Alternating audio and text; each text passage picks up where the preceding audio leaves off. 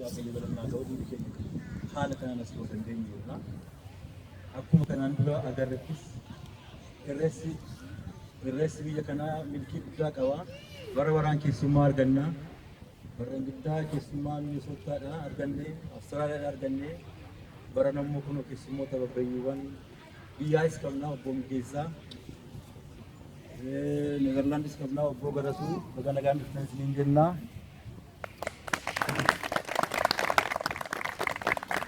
Akkuma aadaa keenyaa egaa Oromoon jireenya isaa keessatti jireenya hawaasaan jiraatudha.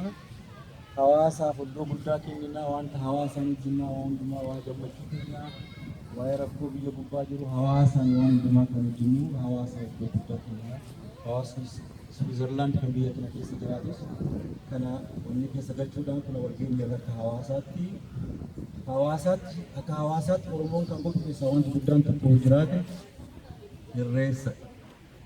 irreessa kanaaf immoo egaa walgeenye irraa baga booqaa bajedhii gannaa dabartanii booqaa birraa argatanii isiniin jedha.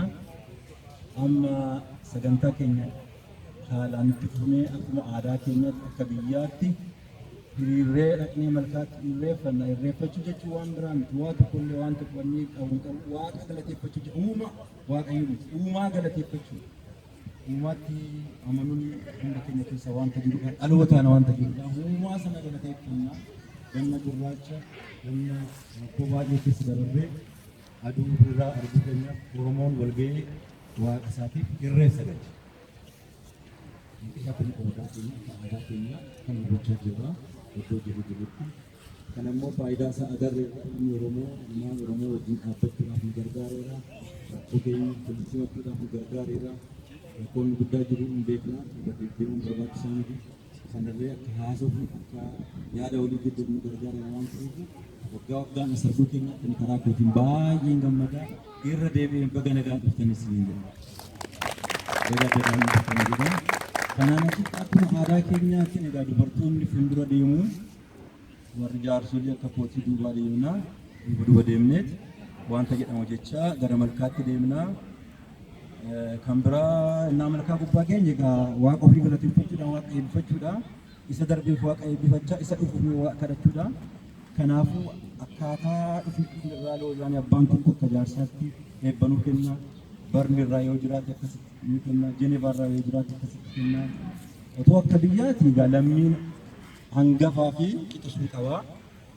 Hangafti of galchaa jedheeti biyya isaatiin hangafti eebbisuu calqabaa achumaan egaa boona.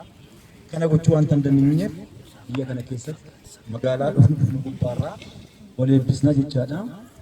Kanadha kana fayyaa ta'a. Egaa sagantaa keenya kana waan itti fufnaa Waaqayyo guyyaa gaarii nuuf haa godhu.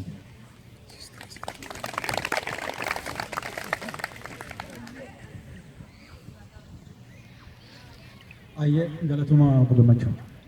Amma akkuma isaan jedhanii irreessa buqqifannee tutannee cabsannee isaa ta'u gara malkaatti deemna jechaadha. Warri dhiiraa waan argattan irreessi immoo qorsadha baalamti baay'inaan gara sun deemna jechaadha. Isa qabannee